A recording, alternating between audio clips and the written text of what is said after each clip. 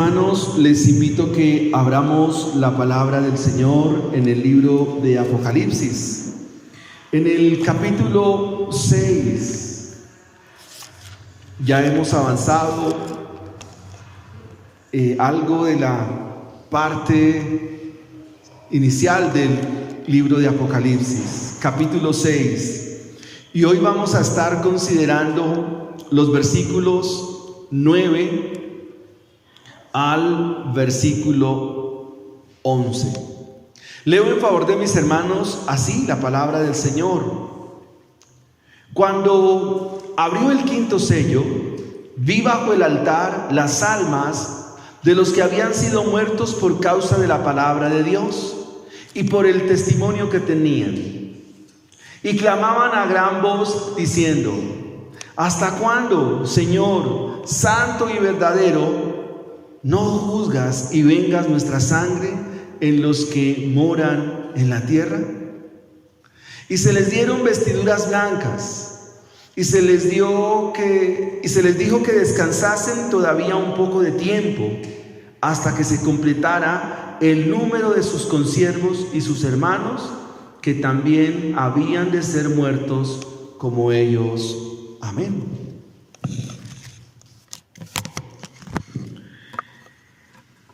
Es una porción muy interesante y quiero introducirla por medio de las palabras de un hombre que a la hora de su martirio pronuncia esto: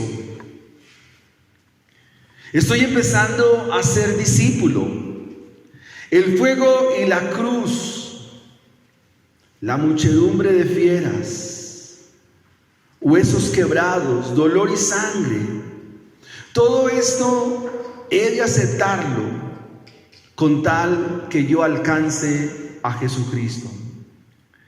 Estas son las palabras de un discípulo del apóstol Juan al final del primer siglo de la era cristiana. Este hombre se convierte en el primer mártir en ser asesinado por su fe en el Coliseo romano.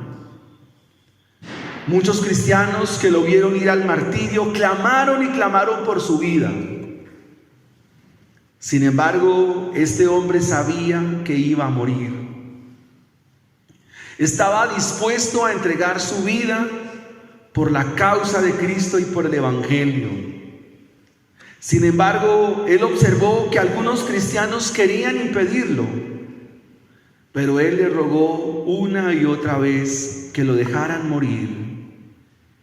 Este hombre se llama Ignacio de Antioquía. Ahora, esa sangre, junto con la de muchos mártires, a lo largo de la historia de la iglesia, claman una y otra vez por la vindicación de sus sacrificios. En el texto que hemos leído, mis hermanos, corresponde al quinto sello que se desata por parte del Cordero. Y observamos cómo la sangre de muchos mártires están clamando por justicia y piden a Dios la vindicación de esos sacrificios. Es importante señalar aquí lo que Juan menciona. A la sangre de los mártires se le llama almas. Y de nuestro texto vamos a extraer tres cosas importantes.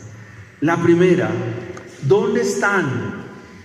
La segunda, ¿cuál es su clamor? Y la tercera, ¿cuál es la respuesta? El título de nuestro sermón es Respuesta a las almas que claman justicia. Respuesta a las almas que claman justicia. Veamos en primera instancia dónde están. Versículo 9. Cuando abrió el quinto sello, vi bajo el altar las almas de los que habían sido muertos. Literalmente, de los que habían sido degollados.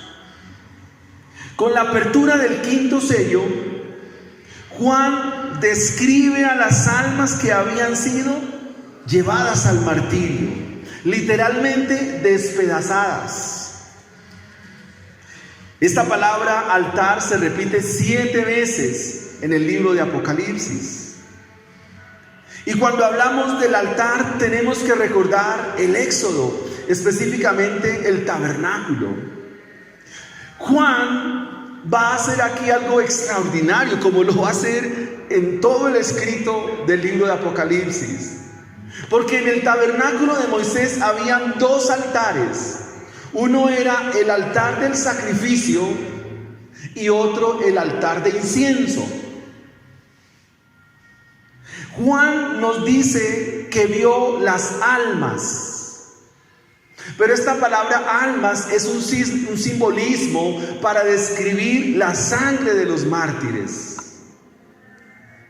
Porque si bien es cierto, al experimentar la muerte, todos los que están o los que han partido, sea por muerte, por sacrificio, por martirio, todos están aguardando el día de la resurrección. Juan dice: vi bajo el altar. Juan hace la combinación dentro de una misma idea.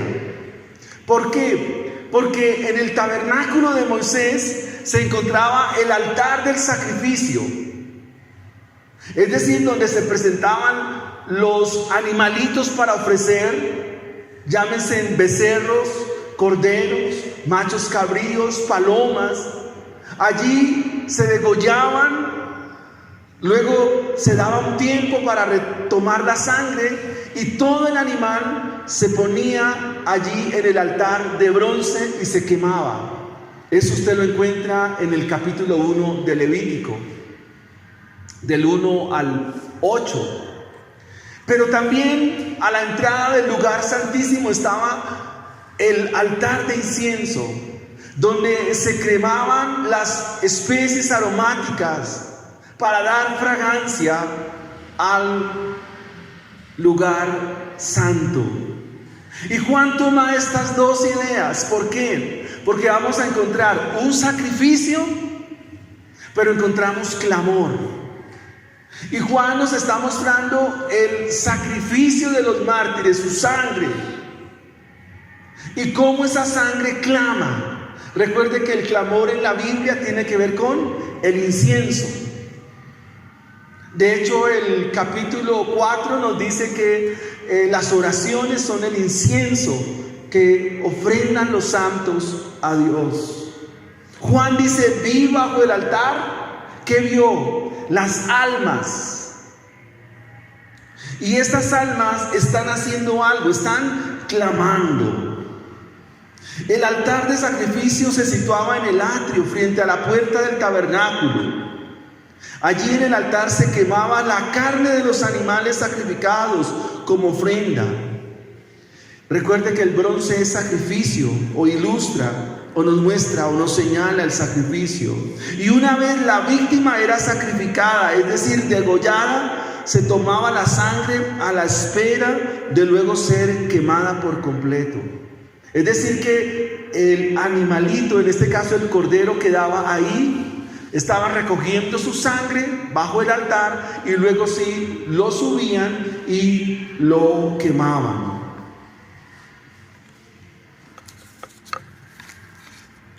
Las almas.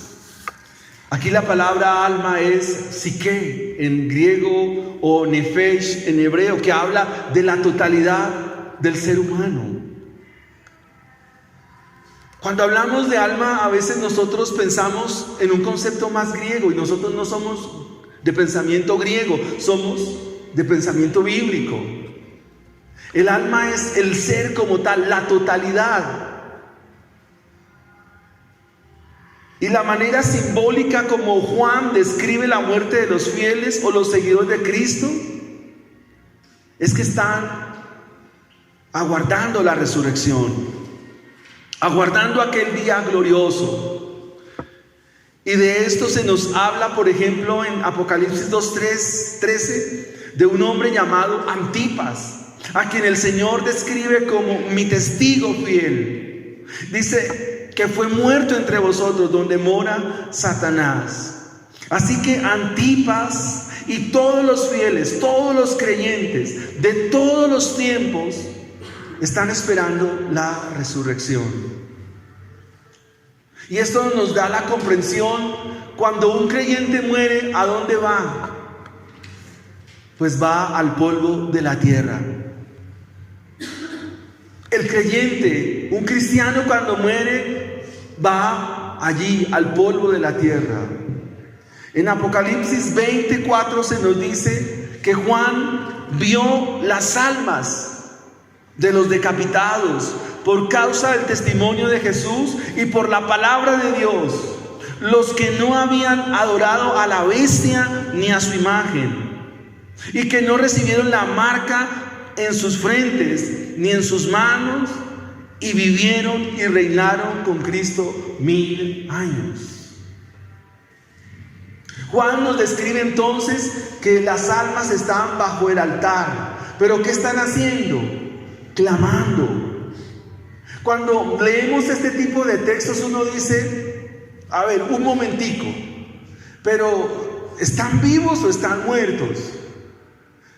Y uno dice: ¿por qué están clamando? Es decir, como si estuvieran hablando. Y son aspectos que a la hora de estudiar la Biblia son importantes considerarlos. Por eso Juan nos da la causa de por qué fueron degollados. Juan nos describe la razón por la cual fueron llevados al martirio. Y Juan nos dice que la razón es una: vivían en la palabra de Dios. Es lo que nos dice el texto. Vi las almas ¿de quiénes? De los que habían sido muertos por causa de la palabra de Dios y por el testimonio que tenían. Esa es la razón por la cual murieron o fueron llevados al martirio. La razón por la cual fueron degollados. La razón por la cual fueron llevados allí a la muerte. Como todos los que mueren van al polvo de la tierra. ¿Qué es lo que está clamando? Es lo que miraremos a continuación. Sin embargo, el Señor ya había hecho advertencias a sus seguidores, como la advertencia que nos hace hoy a cada uno de nosotros. En Mateo capítulo 5 versículos 10 al 12 nos dice: bienaventurados sois cuando por mi causa os vituperen, los ultrajen, los persigan, los maltraten. Gozaos y alegraos, porque vuestro galardón es grande en los cielos. Amado hermano y querida iglesia, este es uno de los temas del libro de Apocalipsis, en que los creyentes que obedecen a Dios, que viven para Él y testifican de Él en cuanto a sus palabras y sus obras, van a ser perseguidos. El punto principal del libro acá es ser obediente. ¿Hasta cuándo? Hasta la muerte. Y el hacerlo nos concede la victoria. ¿Sobre quién? Sobre los poderes de este mundo, sobre este mundo hostil, sobre el mundo cruel en que vivimos, sobre un mundo que se descompone día a día. Aquí la palabra griega para mártir es testigo, pero es un testigo que ha encarnado la verdad de Dios, que vive en la palabra de Dios, que vive en los caminos de Dios.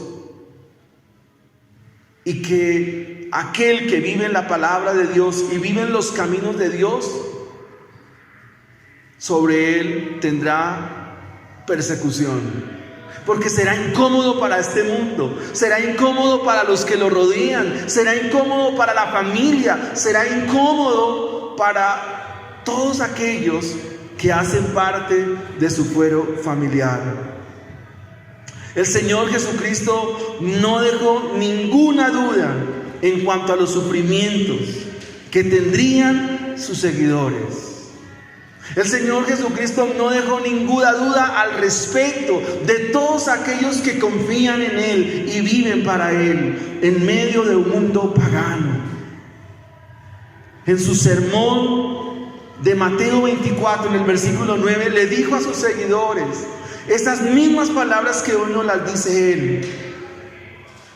Los van a entregar a tribulación, los van a matar, los van a aborrecer por causa mía, por causa de mi nombre. Y estas cosas, a la verdad, no las quisiéramos escuchar. Porque ¿quién quiere escuchar que va a sufrir? Cuando el mundo promete, la sociedad promete que no hay que sufrir. Cuando la sociedad nos está hablando de muchas formas, medios de comunicación, redes sociales, todo lo que tiene que ver con entregar un mensaje a una sociedad de que no hay que sufrir, de que hay que vivir sabroso, que era la tesis de nuestro gobierno, que hay que vivir bien. Pero el Evangelio dice otra cosa. El Evangelio presenta otra idea, otro panorama para los cristianos. El Señor dijo: si con el árbol verde hicieron esto, ¿qué no harán con los gajos? Y el Señor dijo: el que conmigo no recoge, desparrama. Siempre ha sido así. La historia de la Biblia nos va mostrando que todos aquellos que vivieron para Dios, desde Génesis capítulo 3 hasta Apocalipsis 22-21, la historia nos muestra la misma constante, la misma dinámica. Y quisiera que usted pudiera pensar en algún personaje de la antigüedad, en uno de aquellos hombres del pasado, y va a encontrarse con la misma realidad. El Señor Jesucristo hoy nos lo dice: vas a sufrir, vas a tener inconvenientes por vivir para mí. Es más, Él dijo: el que me niegue en este tiempo, yo le negaré en aquel día, delante de mi Padre y de los santos ángeles de Dios. Y pudiéramos decir: pero Dios mío, ¿qué hacemos? Haz lo que hizo Daniel. La historia de Daniel es una historia que hace conexión con el libro de Apocalipsis. Es más, todos los gobernantes y sátrapas en Babilonia, ¿qué le propusieron al rey? Que todo aquel que se encontrara adorando a un Dios diferente o a un Dios distinto a los dioses babilonios, tenía que ser echado al foso de los leones. Correría con la muerte. Fíjense que nada ha cambiado. Quizás no hay leones en nuestros días, pero hay otras formas en que consumen y son devorados. Hay otras formas de sistemas en que devoran a los creyentes y son devorados y son llevados y finalmente terminan como no quisiéramos. ¿Dónde los ve Juan? ¿Dónde ve las almas? Debajo del altar o bajo el altar. Allí los está viendo Juan. Allí ve las almas. Pero recuerde que la palabra alma es un simbolismo. No es una persona como tal. No es una persona que está ahí, que la está viendo en cuerpo. No, es una forma simbólica. Y eso nos lleva a nuestro segundo punto, nuestro segundo aspecto. ¿Cuál es su clamor? Entonces ve las almas. Ahora vamos a mirar su clamor. Se nos dice en el versículo 10 que estas almas clamaban a gran voz. Aquí gran voz significa gritos. Están gritando. Aquí es un grito, un gran grito. Y dentro de eso que están clamando, en esos gritos hay una pregunta. Y una pregunta que dice: ¿hasta cuándo, Señor? Y presentan tres cualidades del Señor: santo, verdadero, no juzgas, y vengas nuestra sangre de los que moran en la tierra. Lo que se clama aquí es la sangre es la que está clamando. Y eso no es nuevo, eso lo encontramos en Génesis. La Biblia explica la Biblia, amados hermanos. Génesis capítulo 4, cuando el Señor llama a Caín, le dice estas palabras: la sangre de tu hermano clama a mí desde la tierra. Esto le dice el Señor a Caín: la sangre de tu hermano, la sangre que se derramó por causa del homicidio que tú has hecho, me está gritando a mí desde la tierra. En Hebreos capítulo 12, versículo 24 se nos habla de la sangre del Señor Jesucristo, que habla mejor que la de Abel. La sangre indica aquí vida. La sangre es el alma misma. La sangre aquí es la persona misma. Por eso la Biblia hace mucha prohibición acerca de tomar sangre, porque el tomar sangre es tomar vida. Derramar sangre, ¿qué significa? Ya en Génesis 9 dice: el que derramare sangre inocente, también se le demandará. O sea, está diciendo: quien le quite la vida a una persona, esa vida le será demandada. Así que estas almas están gritando a gritos delante del Señor. O sea, la sangre de estos mártires están ¿qué? Gritando, están clamando delante de Dios. Este clamor aparece muchas veces en las Escrituras. Por ejemplo, en el Salmo 79, versículo 10, para mirar una referencia, encontramos esto que nos menciona la Biblia. Salmo 79, versículo 10, dice así: porque dirán las gentes, ¿dónde está su Dios? Sea notoria en las gentes, delante de nuestros ojos, la venganza de la sangre de tus siervos que fue derramada. Para darnos la idea de cuando un mártir era muerto, su sangre que anunciaba. Y piensen en la idea de Ignacio de Antioquía, un hombre que fue desgarrado por las fieras, un hombre que fue entregado al martirio en el Coliseo romano. Piensen en la sangre que está allí corriendo sobre la arena del Coliseo romano. Esa sangre, verla correr, es el clamor de esa sangre ante Dios. Y la de muchos mártires que les fueron quitada la vida por espada.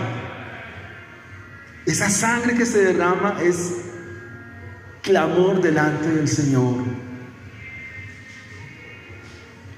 Es clamor por justicia, no retribución, no que les devuelvan, sino que se les haga justicia. Así como la sangre de Abel clamó justicia, también la sangre de estos mártires clama justicia. Apocalipsis 19:2 dice: porque sus juicios son verdaderos y justos, pues has juzgado a la gran ramera, la que ha corrompido a la tierra con su fornicación, y ha vengado la sangre de sus siervos de la mano de él. O sea, el Señor un día vindicará la sangre de los mártires. Llegará un momento que la afrenta de todos aquellos que nos hostigan, que nos punzan, que nos señalan por el Evangelio, un día el Señor tomará cuenta de ello.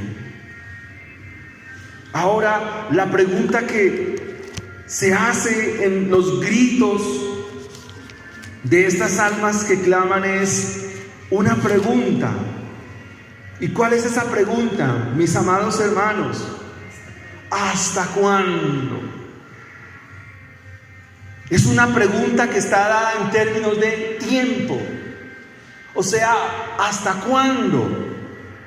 Una pregunta que nos hemos hecho muchas veces y que ahora estas almas le presentan a Dios, le formulan a Dios.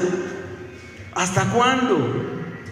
Es una forma de preguntar cuánto tiempo va a pasar o cuánto tiempo vamos a esperar. ¿Cuánto tiempo falta para ver la venganza de la sangre de los que hemos sido llevados al martirio? ¿Cuándo vas a aplicar justicia? ¿Es legítimo preguntar esto? Claro que sí, pero la respuesta no está en ellos. La respuesta está en Dios. Hay claridad en la pregunta, en el sentido de qué es lo que se está formulando. Señor santo y verdadero. Se está preguntando algo con respecto al tiempo. ¿Cuándo será el fin? ¿Cuándo? Esta pregunta la hicieron los discípulos en Mateo 24, versículos del 1 al 3. Preguntan al Señor: ¿cuándo será el fin de las cosas? ¿Qué señal habrá de tu venida? Son preguntas que se pueden hacer a Dios, pero solo de Él es la respuesta. La muerte de los mártires y de todos aquellos que han sido vituperados por el Evangelio, un día tendrá respuesta. Un día el Señor dará la venganza, hará el justo pago. En aquel día el Señor dará la retribución a todos aquellos que asesinaron cruelmente a los que vivieron para Cristo Jesús. Ahora, ¿por qué las almas le dicen Señor santo y verdadero? Realmente la palabra Señor aquí es déspotes, que significa amo o dueño.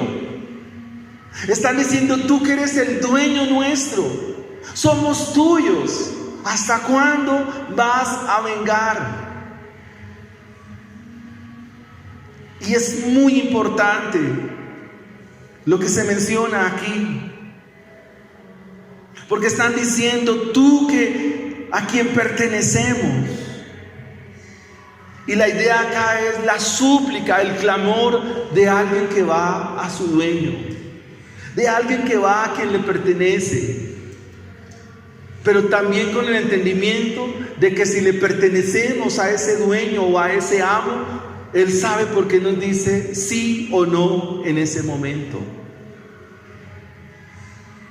La otra cualidad corresponde a la santidad, porque le dicen Señor santo y verdadero. ¿Y qué tiene que ver la santidad acá? Esa es otra idea del libro, que al Señor o a Dios se le llama el santo, el justo, el verdadero. Es un estribillo que también se repite en el libro. Santo, santo, decían los seres vivientes. A veces cantamos el Rey de los santos, allá en Apocalipsis 15. Queridos hermanos, la santidad está ligada con la justicia. O sea, entre la santidad y la justicia hay una conexión directa. La santidad está en línea con la justicia de Dios y también es coherente con su verdad. Todo acto cargado de injusticia atenta contra la santidad. y esto será contrario a la verdad. Todo acto pecaminoso está en contra de la santidad, pero a su vez está contra la justicia de Dios y está contrario a su verdad. Pero pensemos en la idea contraria a la injusticia. Pero si practicamos la justicia, esto es conforme a la santidad y está conforme a la verdad. La muerte de los mártires y de todos aquellos que han vivido para el Evangelio, ese acto ha sido un acto de injusticia y está en contra de la verdad. Atentar o hacer o cometer actos de injusticia implica actos no en contra de la santidad, en contra de la verdad. Así que maltratar a un cristiano, quien maltrate a un cristiano, quien maltrate a un evangélico, está en serios problemas con Dios. Cada vez que si salimos a compartir el evangelio o a alguien le hablamos de Dios y esa palabra y esa persona en su pensamiento como que nos rechaza y como que uno ve que lo que le decimos está como que no le gusta, aún esa expresión que siente de rechazo a Dios y rechazo a su palabra, eso lo pone en serios problemas delante de Dios. Porque quien rechaza a un creyente incurre en pecado contra Dios, comete un acto de injusticia y afrenta la verdad de Dios. ¿Por qué? Porque en un creyente verdadero, ¿qué reposa en un creyente verdadero? La justicia de Dios, ¿sí o no? Todos los creyentes están vestidos con la justicia de Dios. Es la idea central de la carta a los romanos. Las hermanas que estudiaron Romanos lo saben muy bien. La justificación por medio de la fe significa que un creyente está vestido de la justicia de Dios. Pero en un creyente también, ¿qué hay? La santidad. Y en un creyente está la verdad. Esos tres elementos que se describen acá es lo que produce incomodidad en un sistema hostil. Es lo que produce incomodidad en el mundo que nos rodea, en los familiares que nos rodean. Eso los pone nosotros somos incómodos para ellos, para nuestra familia, para lo que aún para los cristianos, porque hay creyentes que si se les dice algo se incomodan y que le dicen: hermano, lo que pasa es que usted es muy anticuado, es que usted es muy retrógrado, no sea tan religioso, no sea tan fanático, no sea tan legalista. Pero ya sabe cuál es el fondo del asunto acá. Su clamor consiste entonces: ¿hasta cuándo vas a estar sin hacer justicia, sin tomar venganza por nuestra sangre? ¿Cuándo vas a vengar nuestra sangre? ¿Cuándo vas a aplicar tu justicia? ¿Cuándo vas a llamar a cuentas a nuestros verdugos? Ese es el mensaje del sexto sello. El día ha llegado. Es el título del otro sermón. El día ha llegado. Día terrible. Día de angustia, día de dolor, un día que no quisiéramos vivir, pero se va a vivir. Aquí hay un atributo de Dios que tal vez nunca lo hemos considerado.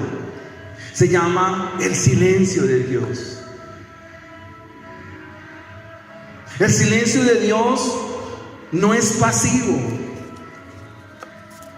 ni es carente de contenido, porque Dios con su silencio nos comunica cosas. Maravilloso nuestro Dios. En su silencio Dios nos da mensajes. Entre esos mensajes, aprende a depender de mí, dice el Señor. ¿Cuántas preguntas le hemos hecho a Dios? ¿O cuántas cosas le hemos pedido a Dios y no ha habido respuesta? El salmista manifiesta la misma pregunta y nos describe la misma realidad. Salmo 83:1 nos dice: Dios mío, no estés callado, no guardes silencio, no te quedes quieto, Dios mío. Estas son preguntas que reflejan, quizás para el salmista, descontento, frustración, duda ante el silencio de Dios. Dios sabe guardar silencio. Dios también sabe callar en su sabiduría maravillosa. Y este es un ejemplo. ¿Hasta cuándo? ¿Hasta cuándo, Señor? ¿Cuánto tiempo vas a tardar? Solo es que tu palabra lo diga y ya. Porque con tu palabra se hizo todo. Tú puedes decir con tu palabra: haz esto y ya será suficiente.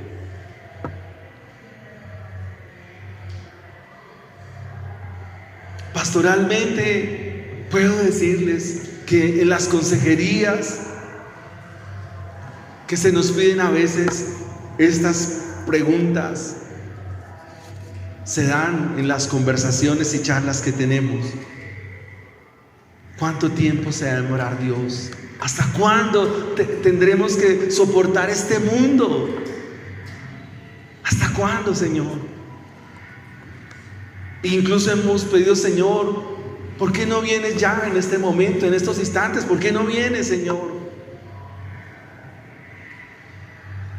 Son cosas que preguntamos y no son necias, porque son el anhelo, es la realidad de alguien que espera y confía en Dios. ¿Pasó con los salmistas? Claro que sí.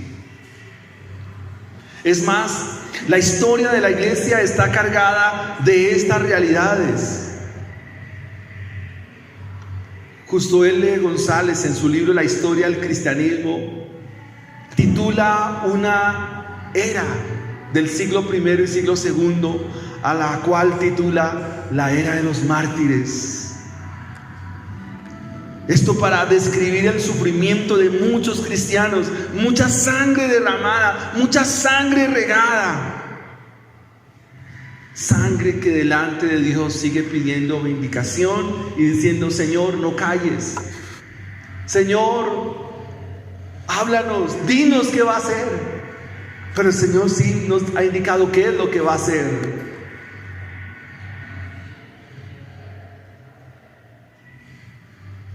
Amados hermanos, a través de la historia de la iglesia, los episodios de la muerte de muchos creyentes son muchos. En la Edad Media, la horca, la hoguera. En el tiempo de la Reforma y antes de la Reforma, el martirio para los cristianos era cruel, despiadado. En el tiempo actual, muchos misioneros, muchos hombres han entregado su vida al Señor por amor al Evangelio. Ustedes y yo a veces no conocemos de cómo llegó el Evangelio a Colombia. En 1846, el reverendo Henry Barrington Pratt llega aquí a Bogotá, un misionero presbiteriano. Él comienza a compartir el Evangelio con las escasas palabras en español que hablaba. Él se comunica a los Estados Unidos, a la iglesia presbiteriana, y dice que la obra en Colombia está avanzando, que solicita la ayuda de otros misioneros. Y llega un misionero. Hacia esa época tocaba descender por el río Magdalena, bajarse en honda y a lomo de mula subir acá a Bogotá. Uno de los misioneros que venía junto con su esposa y sus 2 hijos, en Honda murieron de paludismo. Traían muchas Biblias. El avance del Evangelio ha sido bañado con la sangre de los mártires y de muchas personas que por esta obra, por el amor a Cristo, han ofrendado sus vidas para que otros conozcan la verdad. Es legítimo clamar y decir: ¿hasta cuándo, Señor, vengas nuestra sangre? Él es el dueño de todas las cosas, pero Él sabe por qué lo hace. Esto nos lleva a nuestra tercera enseñanza. Hemos visto en dónde están las almas, cuál ha sido su clamor, y ahora la respuesta. ¿Cuál es la respuesta?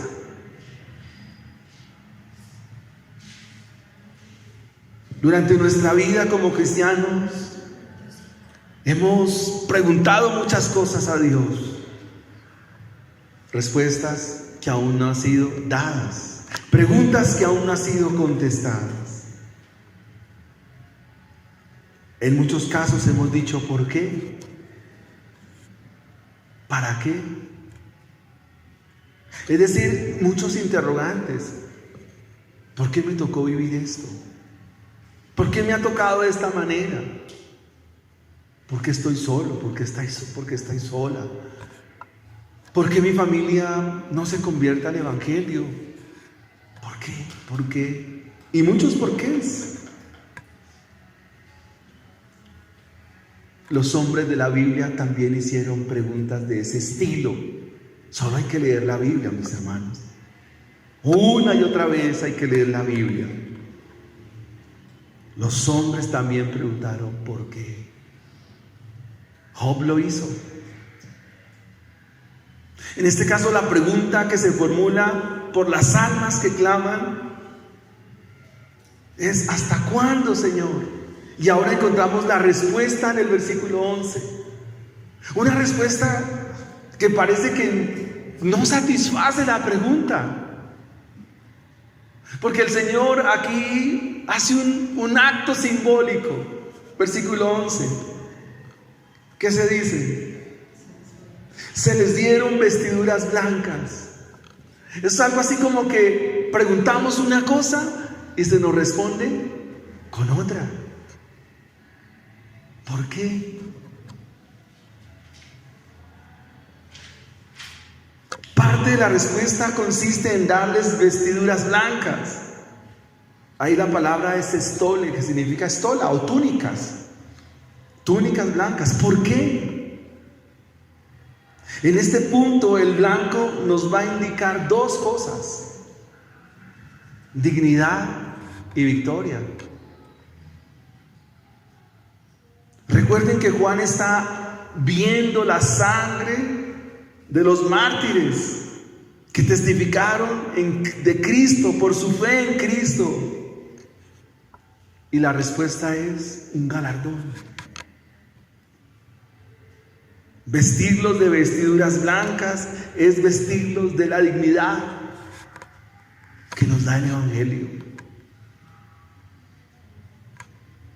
Y como aplicación, hermanos, vale la pena y valdrá la pena siempre, hermanos, vivir para Cristo. Siempre. Valdrá la pena, pase lo que pase, suceda lo que pase, valdrá la pena. Así no tengamos ni una moneda, ni un centavo, así nos estemos muriendo, así no tengamos las riquezas de esta vida. Pero el hecho que se den vestiduras blancas está señalando la verdadera victoria, lo que realmente vale y valdrá aún por la eternidad. Se les dijo que descansasen todavía un poco de tiempo. Aquí no es un descanso literal, sino es hay que esperar. Porque realmente los que están preguntando, como los tesalonicenses, son los hermanos de las iglesias. Los creyentes fieles y verdaderos en Éfeso, Pérgamo, Tiatira, Laodicea, Filadelfia, Sardis, a ellos es la respuesta. Como lo es respuesta para nosotros, los que murieron, murieron en Cristo, aguardan la resurrección, pero la respuesta es ¿para quién? Para nosotros. ¿Y cuál es la respuesta? Al igual que para ellos, hay que esperar. Esperen, porque el plan de Dios, los hilos de la historia están en las manos de Dios y Dios lo está llevando a cabo. Esperen un tiempo, tranquilos. Sigan confiando en Dios, sigan dependiendo de Dios, sigan esperando en Dios. Porque aún hay que completar un número. Hay que esperar que otros vengan al Evangelio. Hay que esperar que otros vengan también a Cristo. De hecho, Juan los describe diciendo que ellos son consiervos, o sea, que sirven a Dios y que son hermanos, es decir, son hijos de Dios y coherederos con Cristo. Esa es la razón por la cual Cristo aún no ha venido. Esa es la razón por la cual aún no se despunta en los cielos el Salvador, porque aún hay personas que Dios las va a llamar a su evangelio. Es más, hay personas que aún no han nacido y Dios las tiene ya en su plan, pero deben escuchar el evangelio. Estos hermanos que estaban diciendo: Señor, aplica tu justicia. ¿Hasta cuándo vas a aplicar tu justicia? Y se les dan unas vestiduras, se les dice: ya están vestidos. Esa vida cristiana que llevaron, esta vida cristiana con la cual testificaron, ahora Juan ve que se le pone el galardón final, la dignidad que les da el evangelio. Pero hay que esperar un tiempo. Hay que esperar que otros también tengan la bendición gloriosa de venir a Cristo. Dios conoce el número de los elegidos suyos. Dios llamará eficazmente por el evangelio a estos. No habrá ni uno más ni uno menos. Este número se debe completar. Es más, tiene un número. Capítulo 7. Se le conoce como los 144,000. No sé si van tomando la línea del libro. Son 144,000. ¿Literal o simbólico? Simbólico. Es 12 por 12 por 1000. El 1000 en la Biblia o en este libro es un tiempo o una cantidad que Dios la conoce. En algunos casos es incierta, pero para nosotros, pero Dios la conoce.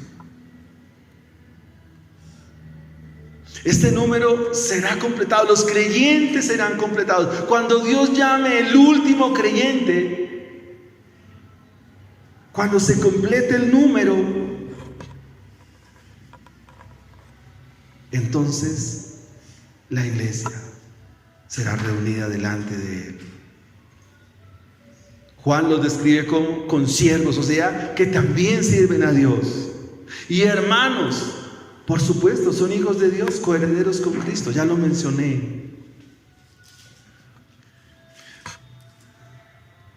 Quisiera que pensáramos en el pueblo de Dios. ¿Qué es lo que llamamos el pueblo de Dios? ¿Cuántos pueblos tiene Dios? Porque el pueblo de Dios son todos los creyentes de la antigüedad, mostrados en la historia del Antiguo Testamento. Pero a eso hay que sumarle los creyentes del Nuevo Testamento. Y los creyentes hasta nuestros días, aún los que faltan por nacer, todo eso es el pueblo de Dios, el verdadero, el único.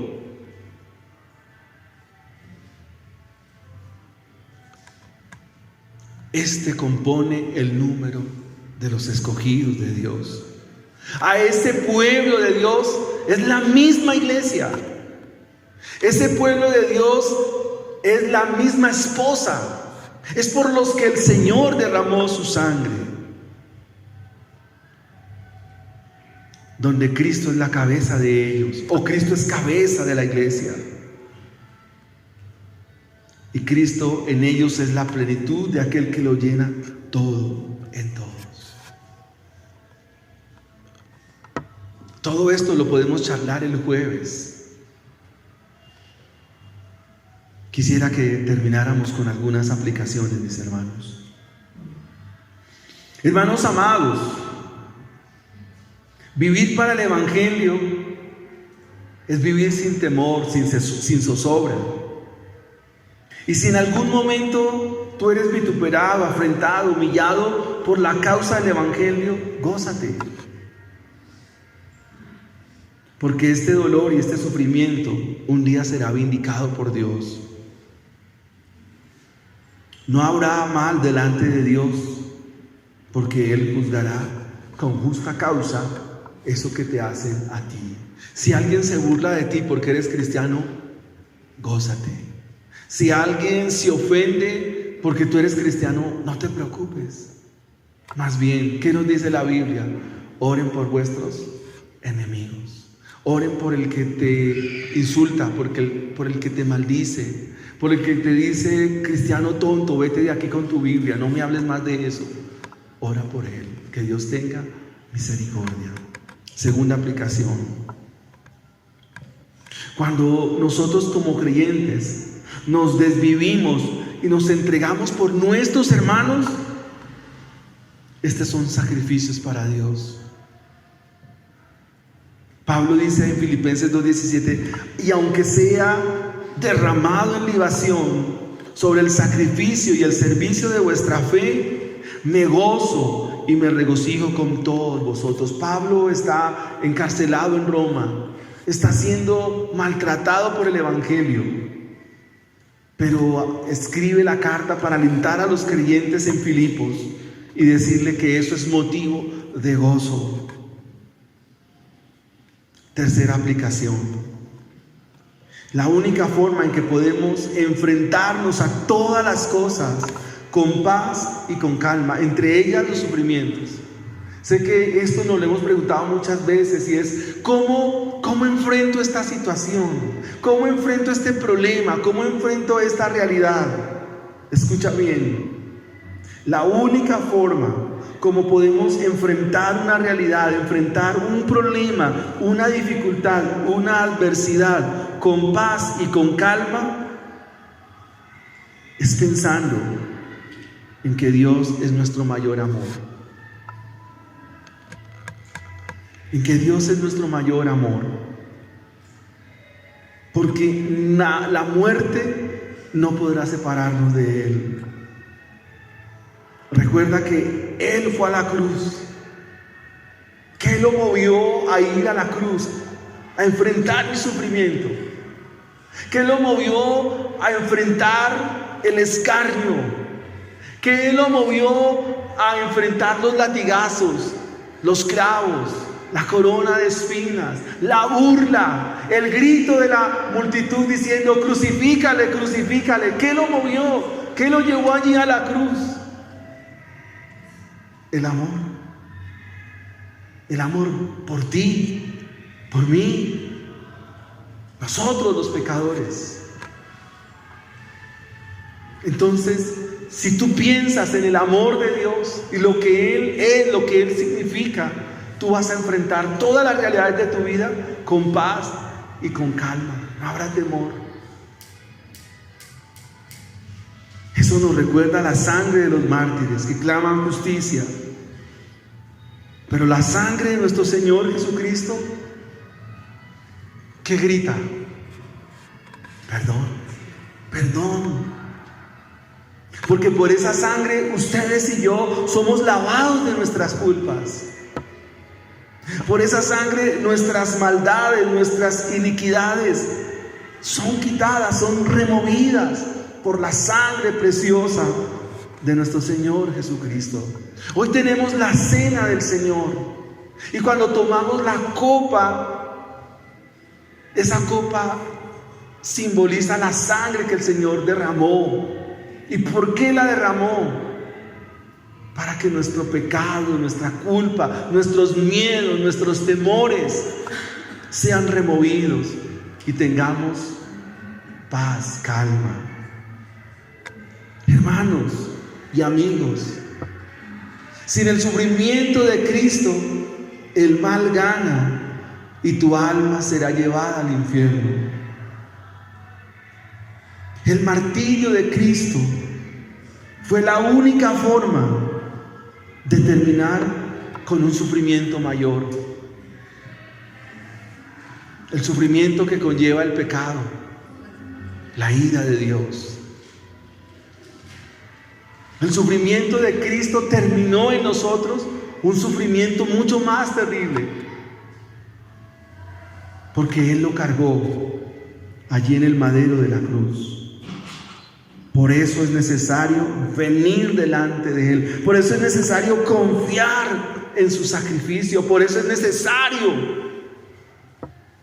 indispensable, urgente, venir delante de Él. Amada iglesia y queridos hermanos,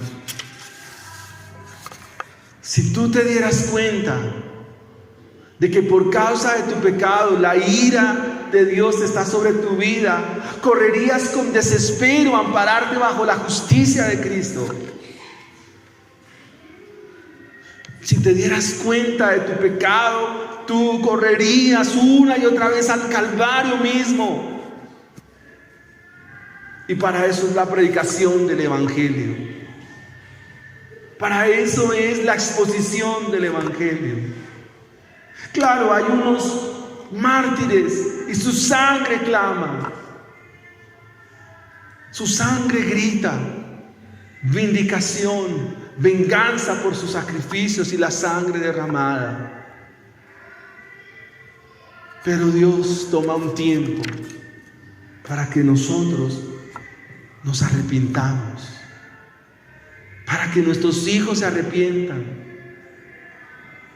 para que muchos que escuchan el Evangelio tengan esa gracia que los salva y el llamamiento que Dios les hace para que vengan eficazmente a Él.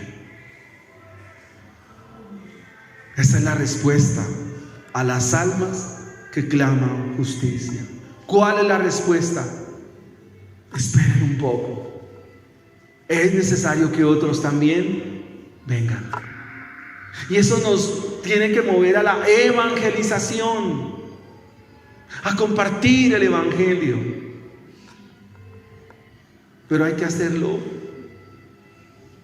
con oración. Hay que hacerlo con gracia y con amor. Si nos rechazan, no se preocupe. Si nos vituperan, no se angustie. Si nos insultan, tranquilo, no hay problema. Mayor sufrimiento fue el de Cristo. Oremos al Señor y démosle gracias.